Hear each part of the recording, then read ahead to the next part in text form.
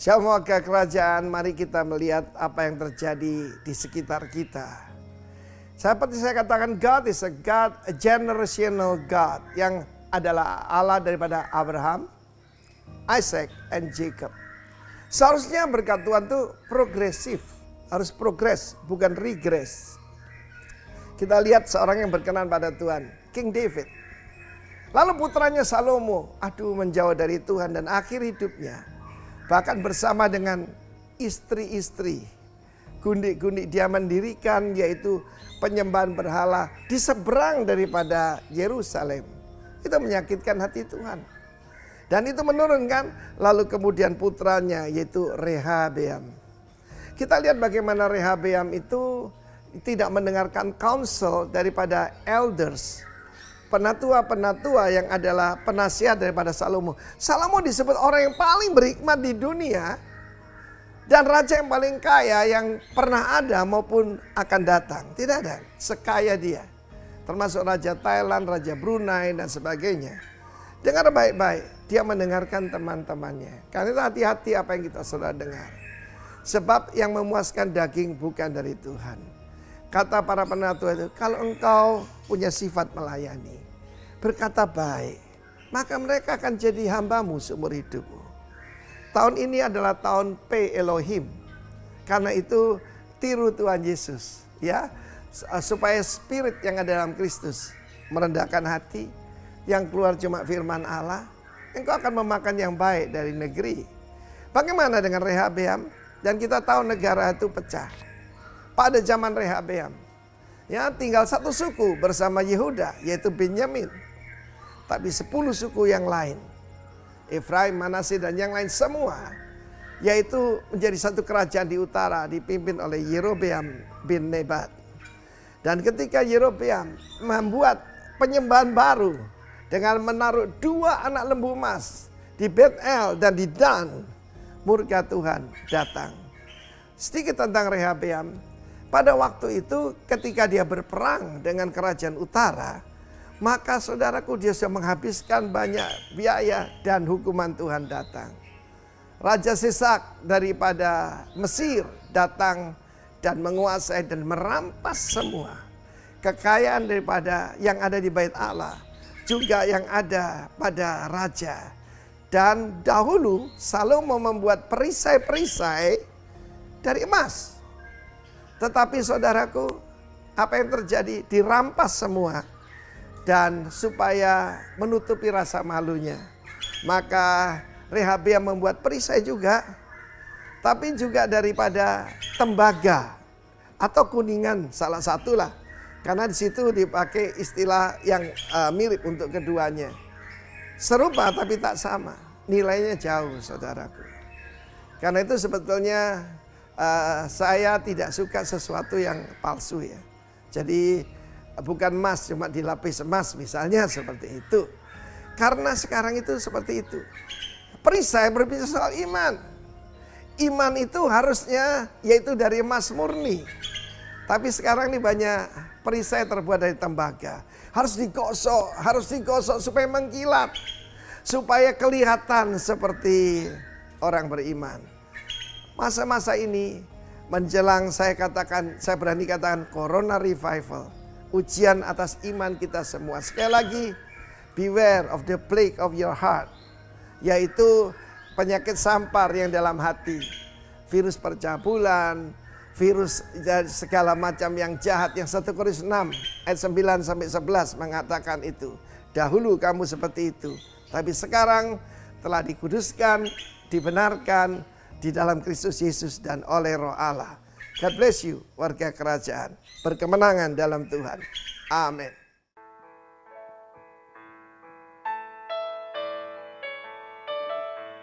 Terima kasih Tuhan. Sungguh Engkau Allah kami yang hebat. Engkau Allah kami yang luar biasa. Kami bangga punya Tuhan seperti Engkau. Ku menyembah dalam kudus hadirat-Mu, hampiri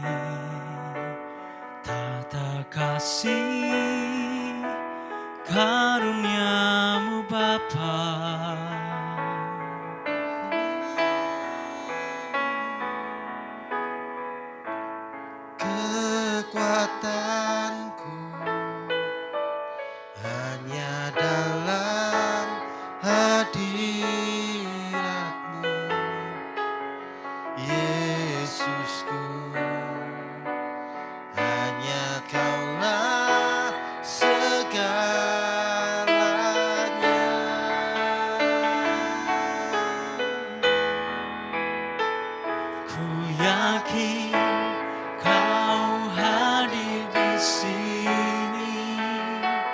Ku rasakan kuasa yang tak terbatas. Ku yakin Kau nyata di sini. Kemenangan terjadi di sini.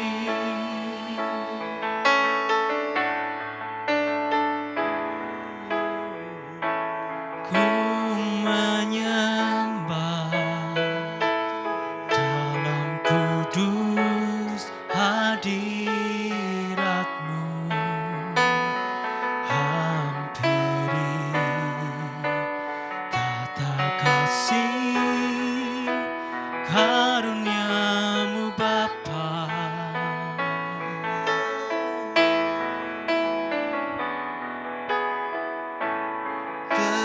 Kekuatanku hanya dalam hadirat-Mu, Yesusku. Hanya Kaulah segalanya.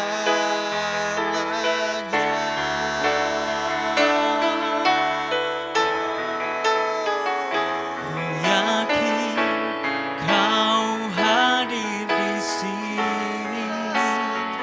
Ku rasakan kuasa yang tak terbatas. Ku yakin Kau nyata di sini. Kemenangan terjadi di sini. Ku yakin Kau hadir di sini. Ku rasakan kuasa yang tak terbatas. Ku yakin Kau nyata di sini. Kemenangan terjadi di sini. Senang jiwaku memuji-Mu. Sungguh besar Kau Yesusku. Senang hatiku menyembah-Mu. Kau besar, Kau besar, Kau besar, Kau besar.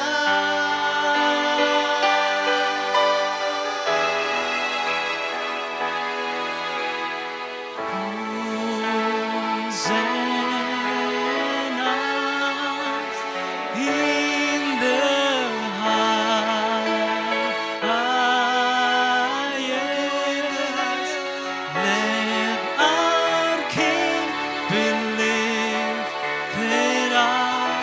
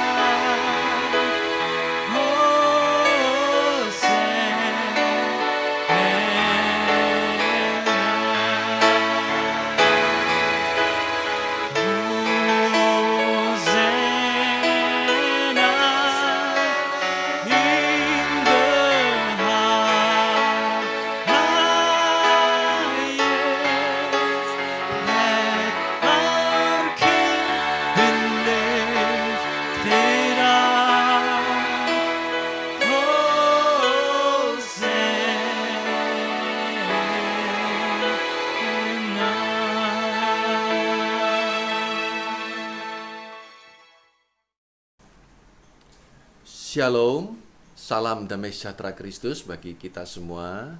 Senang kembali berjumpa dengan Bapak Ibu Saudara Jemaat GBI Rock di Kota Kudus.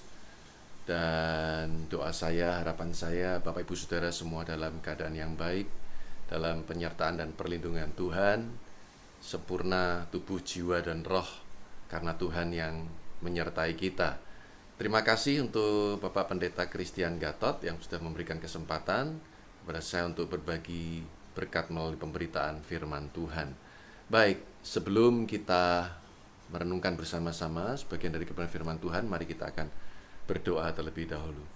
Terima kasih Tuhan, kami bersyukur untuk hari ini, hari yang Tuhan jadikan untuk kami bersuka cita, diberkati Tuhan, dan Tuhan selalu punya rencana yang baik dalam kehidupan kami semua. Datanglah kerajaan-Mu, jadilah kehendak-Mu dalam kehidupan kami seperti di surga.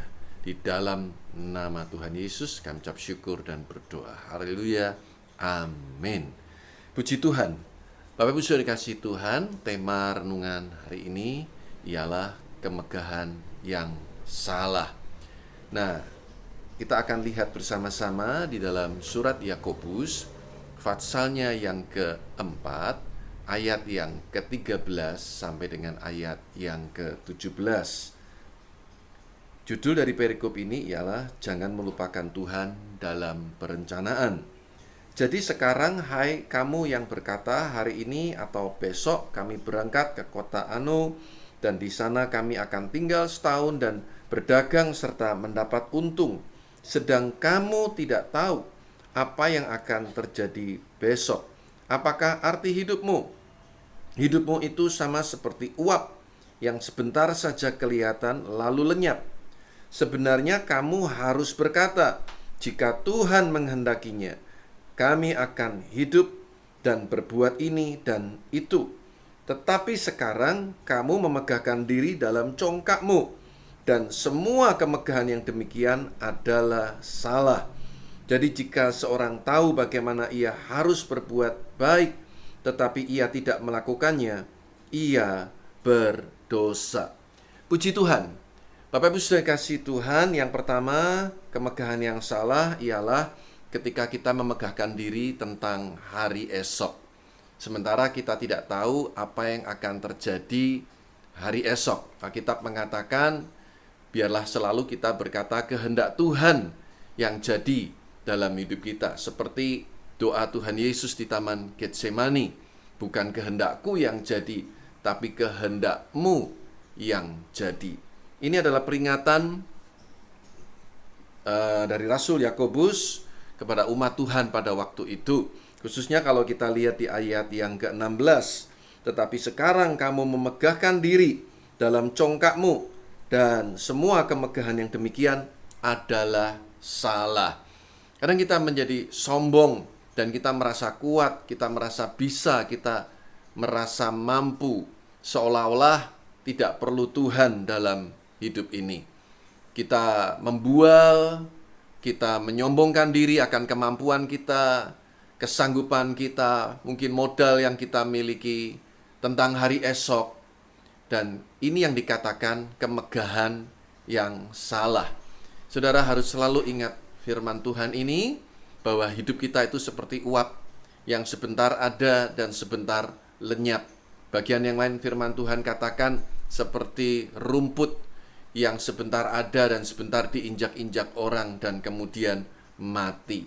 Saudara, mari kita belajar jangan bermegah untuk hari esok, karena kita tidak tahu apa yang akan terjadi besok. Jangan merasa kuat, jangan merasa mampu, tapi andalkan Tuhan dalam kehidupan kita. Hati-hati dengan kecongkaan, karena Tuhan benci dengan kesombongan.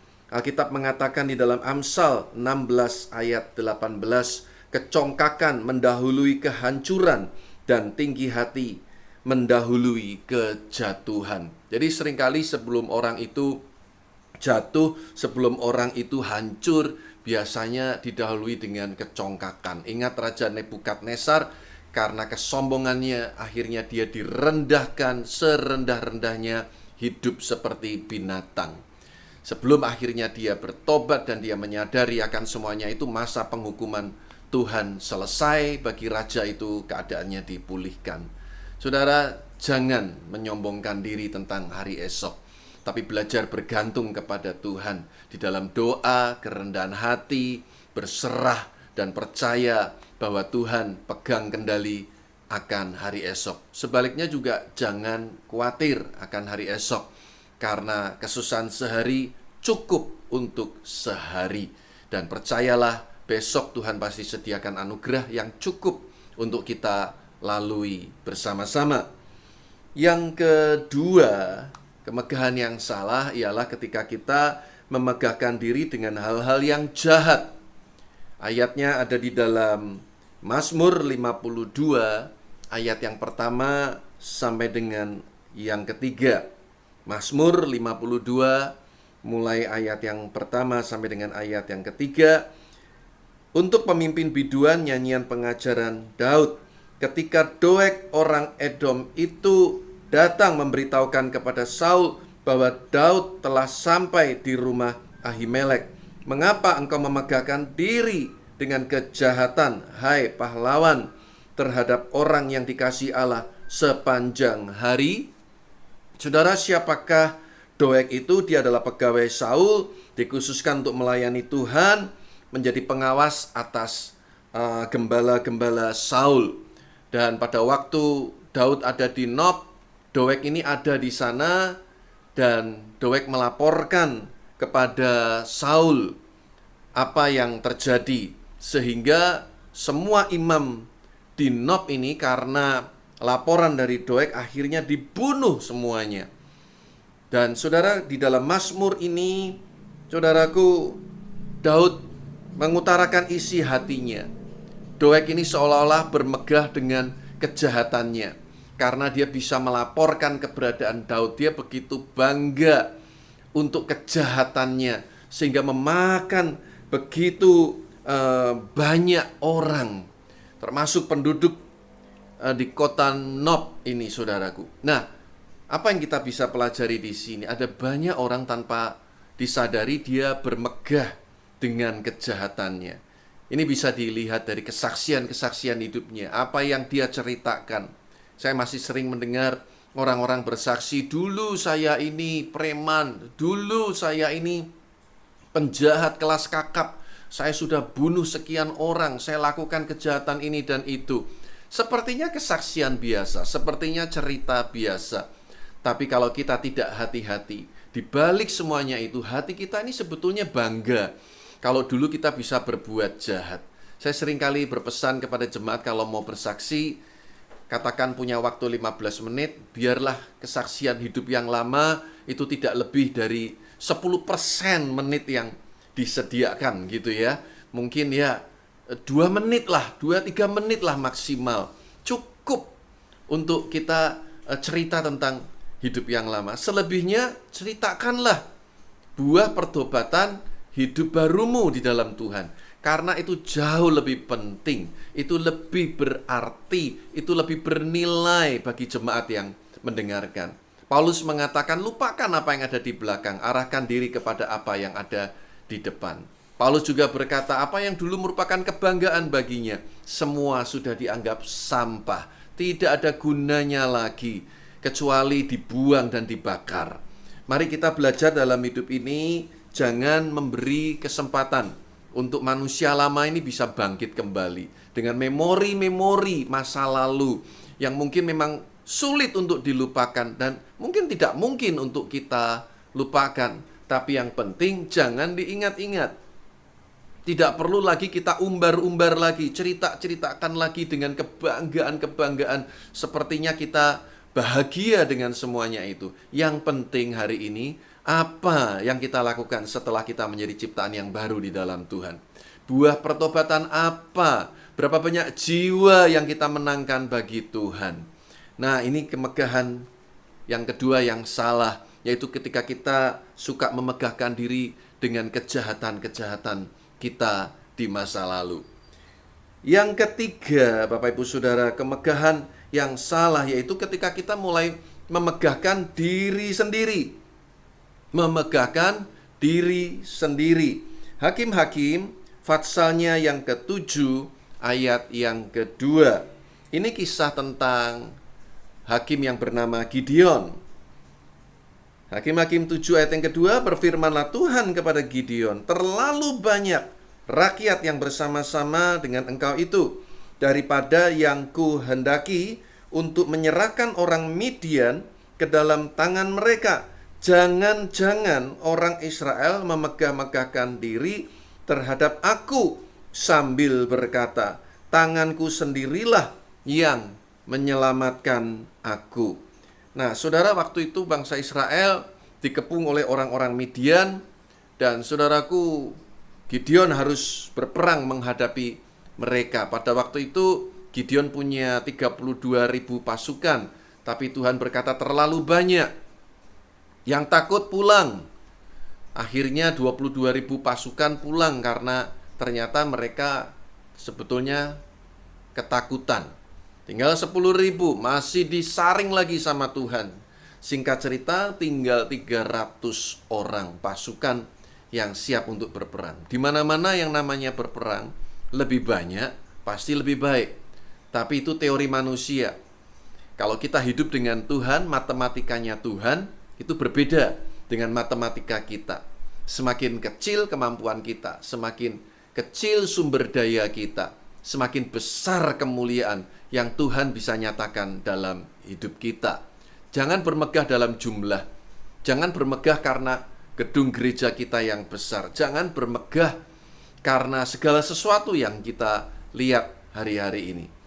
Saudara, apa yang Tuhan izinkan terjadi dengan Gideon? Tuhan punya maksud supaya Gideon dan orang-orang Israel tidak memegahkan dirinya sendiri.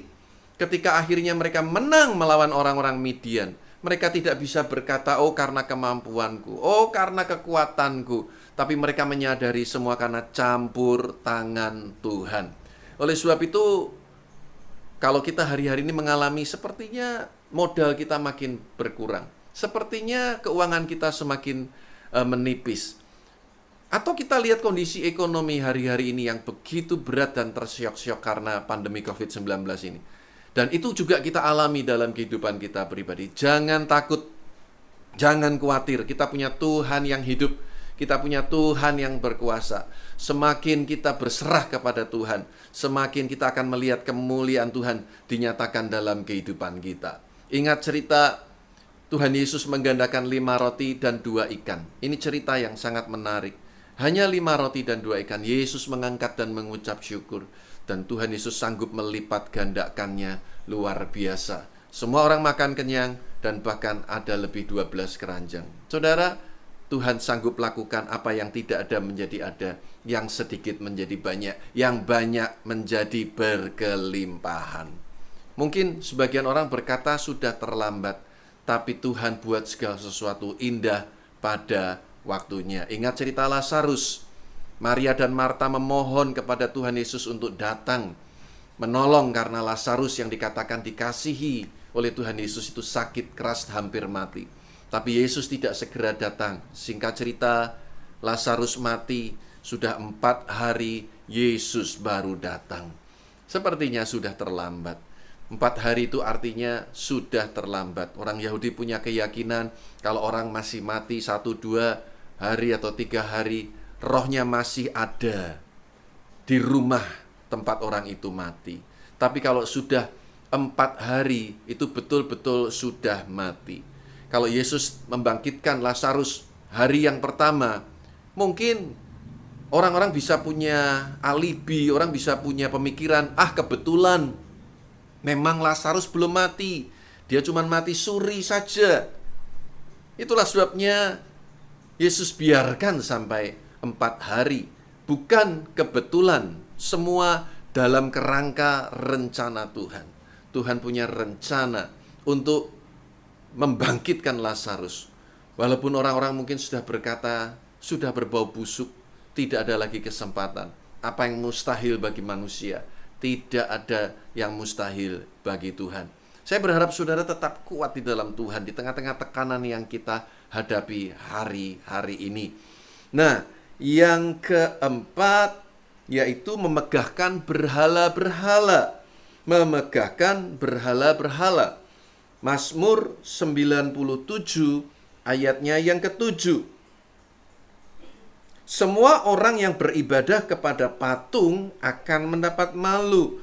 Orang yang memegahkan diri karena berhala-berhala, segala Allah sujud menyembah kepadanya. Yang keempat, apa itu kemegahan yang salah? Ketika kita memegahkan berhala-berhala.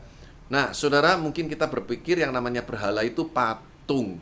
Di zaman modern ini berhala itu begitu banyak macamnya. Bukan cuma patung, tapi juga mungkin hobi kita. Mungkin itu keluarga kita. Berhala itu namanya mamon. Kekayaan, keuangan bisa menjadi berhala dalam hidup kita. Dan masih banyak lagi. Singkat cerita, apa itu berhala? Yaitu segala sesuatu yang menempati hati kita lebih daripada Tuhan. Apa yang kau cintai lebih daripada Tuhan. Itu sudah menjadi berhala dalam kehidupan kita. Nah, makanya kita mesti hati-hati, saudara. Ini berhala-berhala modern.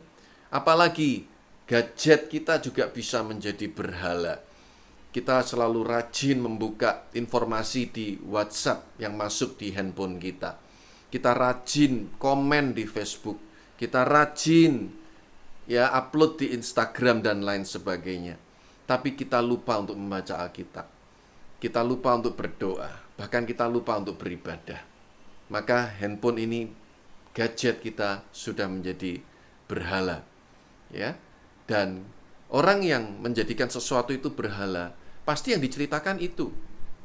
Kalau berhalanya itu hobinya itu bersepeda, ya, saudaraku, sekali lagi tidak salah kita bersepeda. Anda punya olahraga, kesukaan olahraga tertentu, silahkan. Tapi sekali lagi kalau itu sudah menempati porsi lebih utama daripada Tuhan, sudah menjadi berhala. Dan Anda lihat, orang yang mungkin hobinya bersepeda, lalu sudah menjadi kecanduan dalam hidupnya, kemana-mana dia akan cerita akan tentang hobinya ini. Sampai lupa cerita tentang kebaikan Tuhan, bersaksi tentang kasih karunia Tuhan, pertolongan Tuhan, yang dia ceritakan tentang hobinya. Ini sudah menjadi berhala. Yang berhalanya mamon, kekayaan. Yang dia banggakan selalu berkat-berkat Tuhan.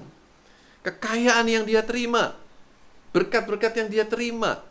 Padahal sebetulnya itu berkat Tuhan. Tuhan yang memberikan berkat kepada kita. Semua yang ada pada kita hanya titipan. Saya yakin Tuhan pasti juga akan sedih ketika pemberian Tuhan menjadi berhala dalam hidup kita. Kita lupa dengan sumber berkat. Kita lupa dengan yang memberi berkat. Keuangan bisa menjadi berhala dalam hidup kita. Oleh sebab itu jangan bermegah dengan patung-patung dan semua berhala-berhala modern pada akhir zaman ini.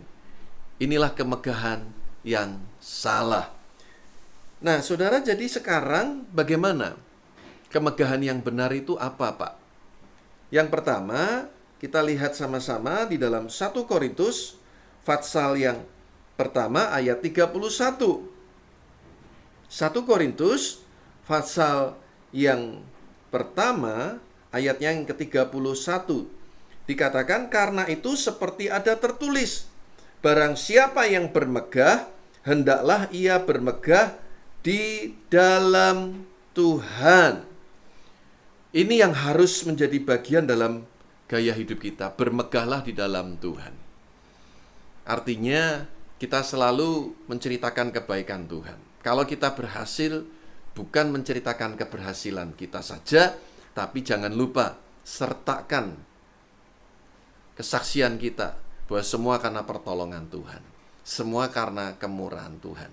Biasanya ditandai dengan satu kehidupan yang bergantung mutlak kepada Tuhan. Orang yang bermegah di dalam Tuhan, dia tidak suka dipuji-puji di depan orang. Dan dia tidak suka memuji-muji dirinya di depan orang. Tapi kalau orang itu memiliki satu sifat kecenderungan untuk dipuji, dihargai, dia sebetulnya sudah mulai mencuri kemuliaan Tuhan. Jadi bermegah di dalam Tuhan itu sebetulnya sederhana. Ketika kita selalu menempatkan Tuhan menjadi sumber dari segala sesuatunya. Baik itu kesehatan, baik itu keuangan, dalam banyak hal. Saya pernah mendengar cerita, ada orang yang sakit, lalu dibawa ke satu dokter, saudara. Dan tidak berapa lama kemudian, saudaraku, membaik. Memang betul-betul kelihatan membaik. Dan apa yang terjadi, saudara? Anak-anaknya, menantunya, semua cerita bahwa dokter itu hebat. Dokter itu luar biasa. Papaku dibawa ke sana sebentar, sehat, sembuh. Obatnya ini, itu, minum ini. Wah, luar biasa dokternya. Dan itu yang menjadi kesaksian dari keluarganya. Saudara, apa yang terjadi? Tidak berapa lama kemudian, ayahnya meninggal dunia. Saudara, mari kita belajar. Dokter itu hanya alat Tuhan. Obat-obatan itu hanya alat. Tapi tabib di atas segala tabib, dokter di atas segala dokter adalah Tuhan. Tuhan yang kita kenali dalam nama Tuhan Yesus. Jangan buat dia cemburu, karena dia adalah Allah yang pencemburu. Dia api yang menghanguskan. Hidup ini titipan Tuhan, hidup ini milik Tuhan. Semua yang kita miliki itu milik Tuhan dan hanya titipan. Kita hanya pengelola dari semua yang dipercayakan Tuhan dalam hidup kita. Satu kali kelak kita akan tinggalkan semua dan kita harus mempertanggungjawabkan apa yang sudah Tuhan berikan kepada kita. Untuk apa? Jadi kalau kita diberkati, jangan bermegah atas berkat itu. Ingat, tujuan Tuhan memberkati kita adalah supaya kita bisa jadi berkat bagi banyak orang, bagi pekerjaan Tuhan, bagi gereja Tuhan, bagi misi pembangunan tubuh Kristus. Saudara, hari-hari ini di Tiongkok salib-salib dibakar, salib-salib dari gereja diturunkan. Orang-orang Kristen ditangkap, dianiaya, masuk ke dalam penjara. Tapi tahukah Bapak Ibu Saudara, itulah kunci pertumbuhan gereja di Tiongkok bisa berkembang dengan luar biasa. Kenapa? Ada aniaya. Saudara, di tengah-tengah kita di Indonesia ini, kita bisa bebas beribadah. Kita bebas bangun gereja. Walaupun di beberapa tempat memang ada kesulitan-kesulitan. Tapi kita ini masih bersyukur dengan semuanya itu. Jangan sampai kita lupa, di belahan bumi yang lain banyak orang Kristen yang mengalami aniaya dan penderitaan. Jangan sampai kita kemudian berpikir, wah karena kami doanya lebih kenceng. Wah karena gereja di Indonesia bersatu. Saudara, di Tiongkok kurang apa mereka, saudaraku? Mereka juga bersatu. Mereka berdoa. Mereka lebih bahkan berdoa dan berpuasa daripada kita. Tapi kenapa mereka harus mengalami semuanya itu? Tapi tahukah saudara, justru itulah yang menjadi kunci pertumbuhan gereja di Tiongkok berkembang dengan luar biasa. Bahkan survei mengatakan sekian tahun ke depan, maka Tiongkok akan menjadi negara Kristen terbesar di dunia. Saudara, jangan sampai kita bermegah dengan apa yang salah seperti yang saya katakan tadi, tapi kita bermegah semua di dalam Tuhan. Dan yang terakhir, yang kedua, kemegahan yang benar, kita lihat 1 Korintus 13 ayat yang keempat. Kasih itu sabar, kasih itu murah hati, ia tidak cemburu, ia tidak memegahkan diri, dan tidak sombong. Saudara, yang kedua, adakah kita memiliki kasih? Karena hukum Taurat dirangkum dalam dua hukum yang utama, yaitu kasihlah Tuhan Allahmu dengan segenap hatimu, kekuatanmu, dan segenap akal budimu. Dan yang kedua, kasihlah sesamamu manusia seperti dirimu sendiri. Dalam dua hukum inilah tergantung seluruh isi hukum Taurat. Jadi yang kedua, kemegahan yang benar adalah ketika kita bermegah di dalam kasih. Sudahkah kita memiliki kasih Kristus?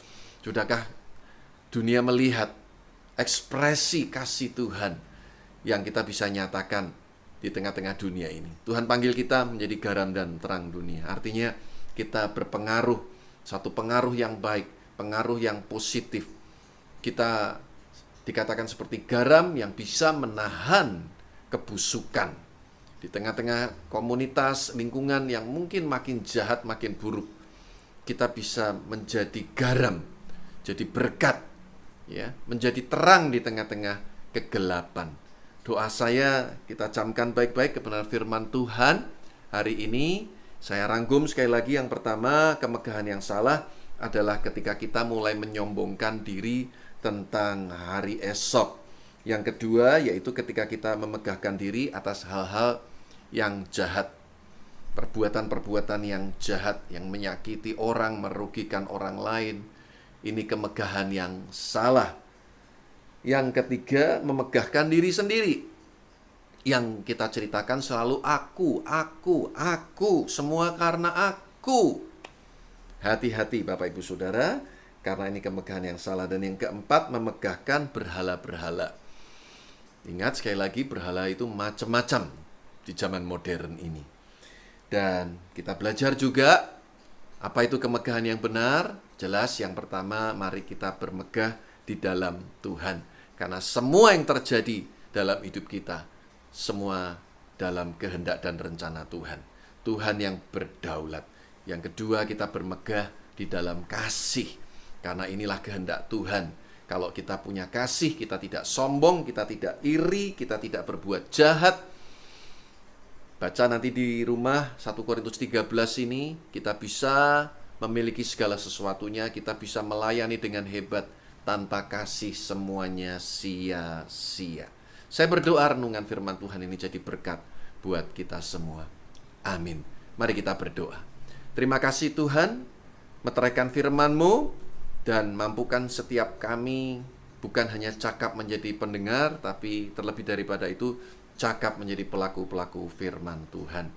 Dan doa kami terus Tuhan pakai hamba-Mu Bapak Pendeta Christian Gatot, jadi kesaksian, jadi berkat yang luar biasa. Urapi hamba-Mu ini, dan Tuhan akan memakai juga jemaat GBI Rock di Kota Kudus untuk menjangkau jiwa-jiwa bagi kemuliaan nama Tuhan. Terima kasih Tuhan. Di dalam nama Tuhan Yesus kami alaskan doa-doa kami. Haleluya.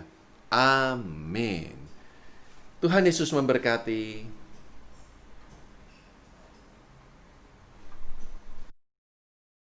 Ajaib